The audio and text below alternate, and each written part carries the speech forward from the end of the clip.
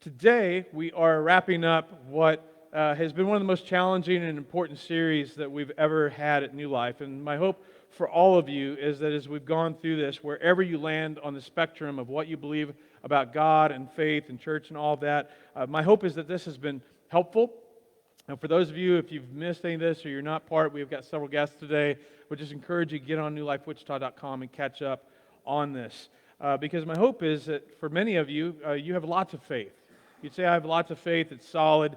My hope is that this has helped fill in some gaps, hopefully giving you some reassurances and maybe giving you some handlebars to have conversations with the people in your life, friends and family, co-workers who don't believe or they're not sure what they believe when it comes to God. And for those of you that maybe you've had one foot out the door of your faith or out of church, that maybe you've got some questions answered or you've been affirmed in your decision to walk away from a version of God that never existed to begin with.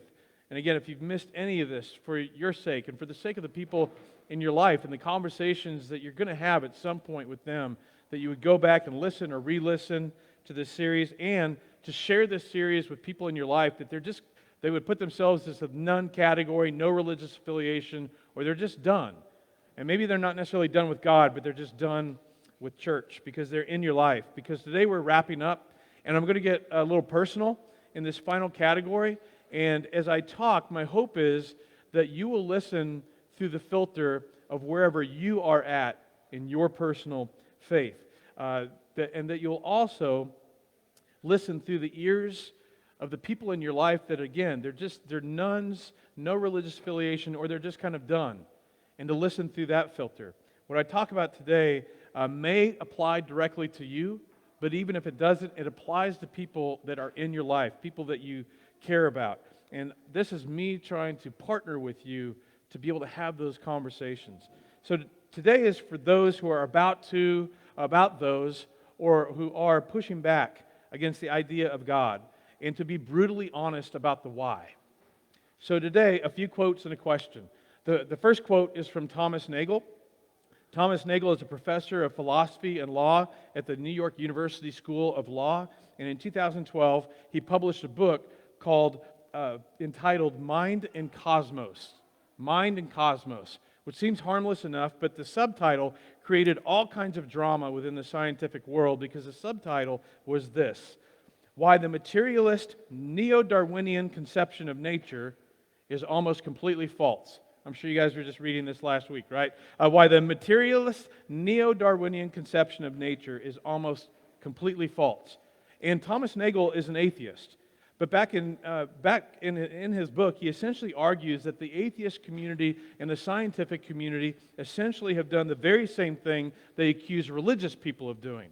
They accuse religious people of having a God of the gaps. That anytime that there's something that we can't explain, we just go, well, God knows, or God understands, or God just did it. And he's essentially saying that the scientific community has done the same thing. Because what the scientific community has, they have gaps. And so what they say is, well, natural selection did it.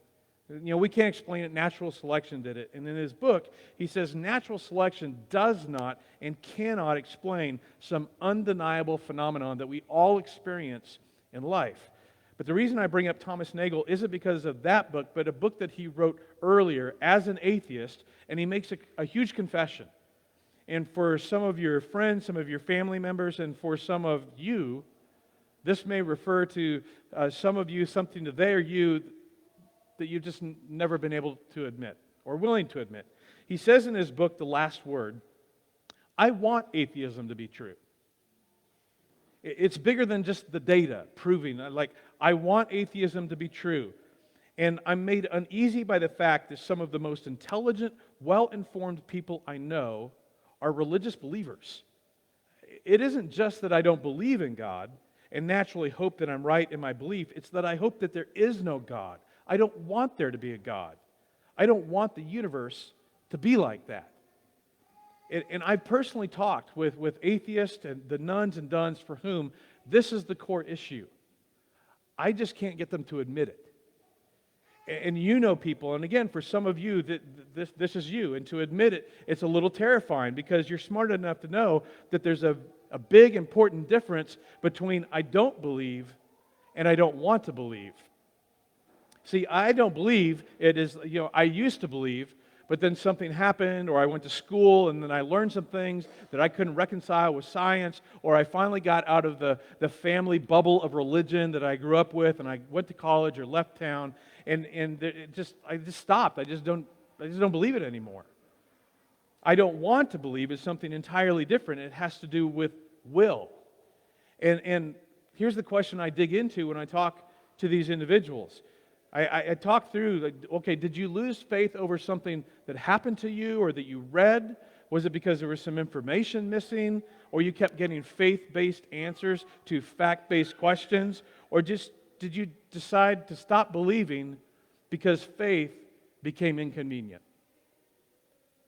So you just decided to stop believing, but to just go around telling people, I just don't want to believe something, well, that's not an argument. So I went out and read stuff and studied stuff to develop support for my unbelief. In other words, did your decision to stop believing precede the data you collected to support your unbelief? Because if the issue is needing more information, you can get more information. If it's because you've got questions, you can get answers to questions. If you want God to exist, seek answers. You will find answers. But if your departure from faith is around will and want, like I just don't want it to be true because I want the guilt-free freedom to do what I want, when I want, with whom I want, whenever I want, if that's the case, information is never going to suffice. In fact, not long ago, I was having a conversation with a couple of individuals who they would actually would say to me, look me in the eye, and say, we believe in God. We even believe in Jesus. But there's this one particular area of life and morality and sex and sexual intimacy. We have embraced a certain viewpoint when it comes to sexual expression that though it's contrary to the message consistent through both the Old and the New Testament, we have read a self-labeled Christian author who supports our viewpoint. And beyond that, we're just simply not interested in reading or discussing or even considering another author that says anything that would conflict with that viewpoint and the value that we've decided that we want affirmed and embraced. In other words, we know what we want to be true, so we have found someone who wrote a book that supports what we want to be true, and that's the end of it. So see, the nuns and duns do not hold the monopoly on avoiding anything that might interfere with the guilt-free freedom of doing what I want, when I want, with whom I want, whenever I want. Blaise Pascal, a 17th century mathematician, a physicist, philosopher, he said people almost invariably arrive at their beliefs not on the basis of proof, but on the basis of what they find attractive. And we're all guilty of this, right? Because very few of us, maybe none of us, are on a truth quest. We're not on a truth quest. We're on a happiness quest. We want to be happy. St. Augustine said, we love the truth. We love the truth when it enlightens us. We hate the truth when it convicts us. And we all know this. I mean, just think about back to when you were a kid and you would argue with your parents. Were you trying to get to the truth, or were you trying to have your own way? It wasn't, Mom and Dad, let's just talk this through and figure out what is truth and what is best. Oh, Dad, you were right. I apologize. You have enlightened me. No. It's we argue to get our way, not to get to the truth. I remember vividly as a kid, I'd gone to my mom with a request. She said no, so I promptly went to my dad, who said yes, and I got my way. Until my dad found out what I had done, and then I lost all of my way because then I got grounded. Or have you ever had an argument with someone, maybe someone close to you, and about halfway through the argument, in your head, you realize, uh-oh, they're right. And what did you do? Did you go, oh, you're right? No, you kept arguing because that's what we do, right? You weren't trying to get to the truth. You're trying to win the argument. You're trying to have your way, and there's just something in us that if left unchecked, we're not willing to acknowledge what we suspect is true, and we won't even look for fear of what we might see. Because we might have to change. We might have to admit we were wrong. And we don't like that. And we don't want it. And this means that all the arguments and reasons and objectives that you or your friends or your family may put out there, while they may be true and give us leverage, it means that there's more to this conversation. You may have all these facts and figures and arguments, and I shut my parents down years ago, and if anybody asks, I've got like these 3 or 4 zingers, but to be honest, though I've never admitted it to others, and honestly, I've never really admitted it to myself, I just don't want to believe. I've spoken to people who would say they believe in both God and Jesus, but part of the reason that they rarely, if ever, read the Bible or read the New Testament is because they're afraid they might read something or learn something that would cause them to feel like they need to change. And that might be you. Like, what is it? What is this thing in us that causes us to not look when we're afraid of what we might see? What causes us to refuse to acknowledge what we suspect might be true? I think all of us need to know the answer to that question, because it could be that you present facts and arguments and avoid new information. Avoid time in the New Testament, because if you didn't do all that, then you might have to acknowledge there's some areas where I'm wrong. There's some areas in which I'm guilty. And again, especially for those who keep God at an arm's distance, it could be that there are things in your past or that they just seem so big, so embarrassing, that when you bring those things front and center into your mind, you feel an old school word that none of us like to feel. We feel ashamed, or we feel embarrassed. And for some, maybe you've used the cultural label for all those things to go, when I talk about my past, well, I made some mistakes. I made mistakes, but is it possible that you know it was bigger than mistakes? Is it possible that it moves and transitions from I made mistakes to the fact that I may have sinned, which is a word we don't like. But the word sin simply comes from a Greek word, hamateo, or hamartia. It's an archery term. It just literally means to miss the mark. And when we're honest, deep down, we know it's bigger than I just made some mistakes. Because you made decisions that violated your own sense of right and wrong, which resulted in someone being hurt. What you've called a mistake was actually an intentional choice that you knew was wrong in the moment that resulted in you owing someone something, and in many cases owing something you can never repay. You can't ever give him or her back their dignity. You can't ever give him or her back their virginity. You can't ever give him or her back those first few years. You can never give your kids back what it was that you took from them when you decided, I want to do what I want to do, when I want to do it, who I want to do it with. Whatever it was you're doing. I mean, there are some things in your life, like me, like all of our lives, that you cannot reconcile, that you cannot make right. And you know as well as I do, the residual consequences and the aftermath and the shrapnel in the wake of those decisions. It follows you around and it just hovers there constantly. And if I'm someone who's kept God at an arm's distance, but if I crack the door open to that, if I crack the door over that I've just worked forever to convince myself and convince others that God's really not part of the equation. It's just that nobody's perfect. I'm not perfect. Everybody's human. I just made some mistakes. Suddenly, if we really begin to look at it, things get bigger. And I'm going to feel something that honestly I don't want to feel. See, if there's a God, I'm accountable. And I don't want to be accountable. And neither do you. We all want to play God. It's the story of the Garden of Eden, and you might think the story of the Garden of Eden is a myth, but if it's a myth, I'm just telling you, it's the greatest myth in all of history. Because the story of the Garden of Eden explains so much. It is the beginning. It is the initial phase of mankind deciding, God, I don't need you. God, I don't need you. It's the illusion of autonomy. It's the illusion of I'm my own person. I can decide what's right and wrong and ought not. And I want to do what I want to do when I want to do it. I can make my own choices on my own based on how I determine what's right and wrong and ought not, which always leads to regret. Because unaccountable people always make regretful decisions. Autonomous people, unaccountable people. Nobody tells me what to do. I can handle it. I can manage outcomes. I can manage consequences. Unaccountable people make regretful decisions that hurt them and hurt others. But if you begin to turn into the direction of and admit God, then you've got to submit to God. And I don't want to submit to God. You don't want to submit to God. Nobody wants to submit. Nobody wants to admit they're wrong. But if God I've been wrong. And I don't want to admit that. What is that about us? We know in our hearts and our minds that we're wrong. We've got plenty of background and history, documentation we can pull up that shows I was wrong. But when it comes down to looking someone in the eye and just going, I was wrong, there's just something in us. It makes it so difficult because the problem is humility. Humility is always the way forward in any relationship. I don't know why it is that we resist it, because humility makes us bigger. Humility makes us wiser. Humility makes you smarter because humility opens you up to new information.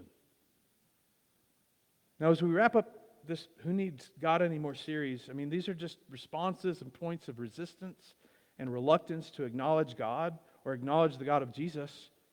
It explains why, for so many, they've developed this arsenal of arguments because you did not want God to be, or wanted a different version of God, one that you can control or manipulate to your own sense of what I want. But this brings us to the ridiculously good news, that when we acknowledge that the real issue is our resistance, not God's existence, when you get there, you've just taken a big step into what can lead you into an epic narrative.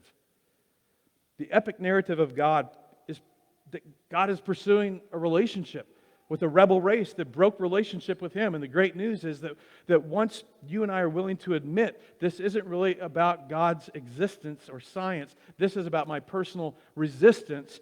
Once you're willing to do that, you step into the stream of humanity that has battled this resistance against God from the beginning of time. You're exactly where you need to be, because according to Jesus' version of God, there is forgiveness.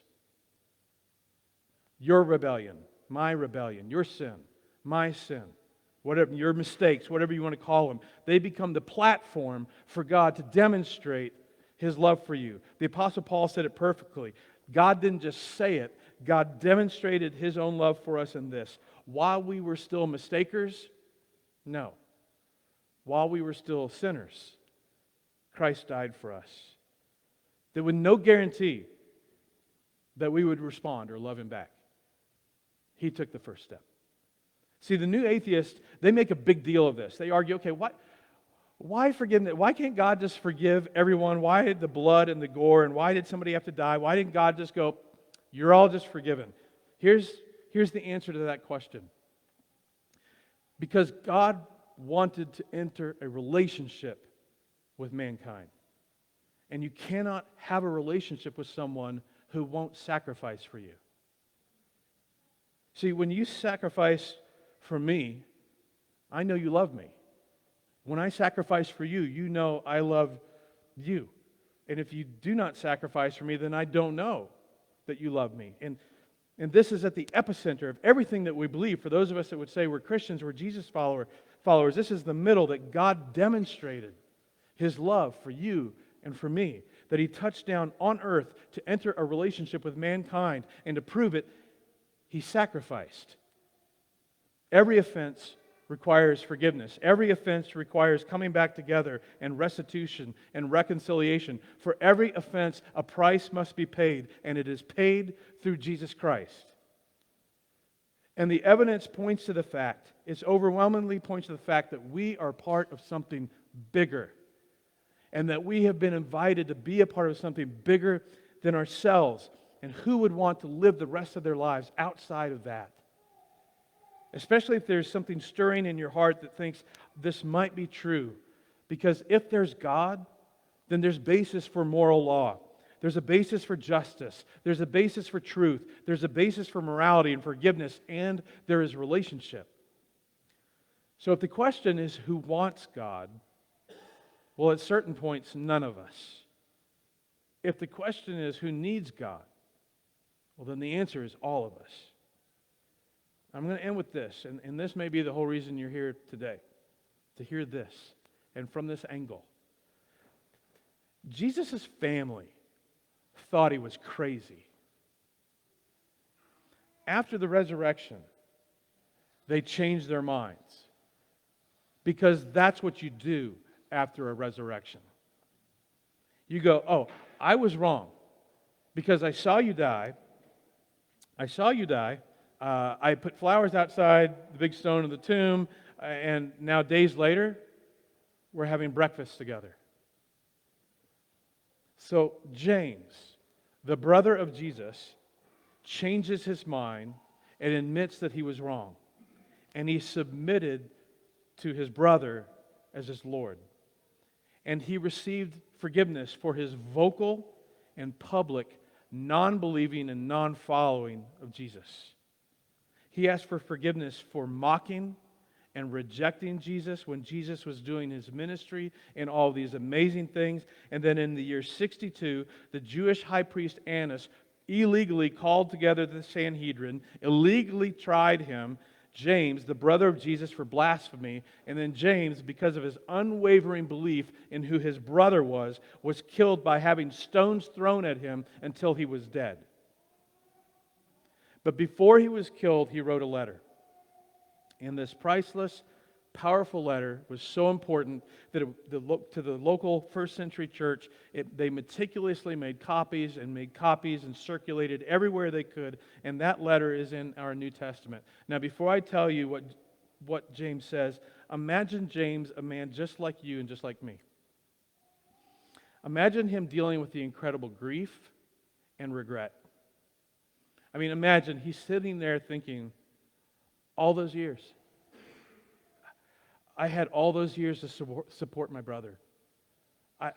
To have been a part of the amazing things that he taught and that he did, and that I could have heard it all, I could have seen it all, I could have been a part of it all, and instead I turned my back on him.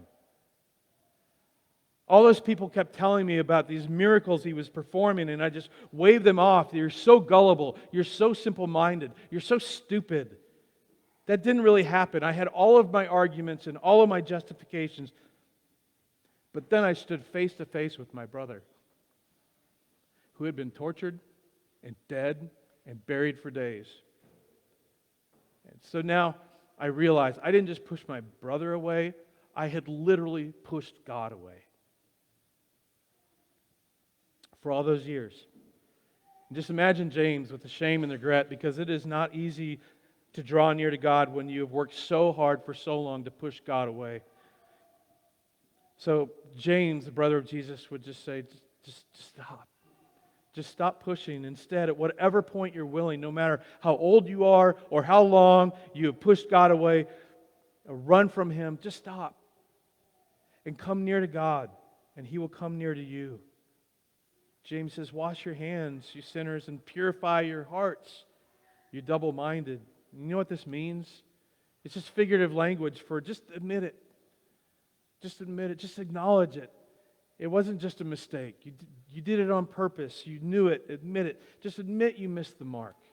Just admit you're a sinner who God has never stopped loving or ever stopped pursuing, no matter how hard or how fast you have run from Him.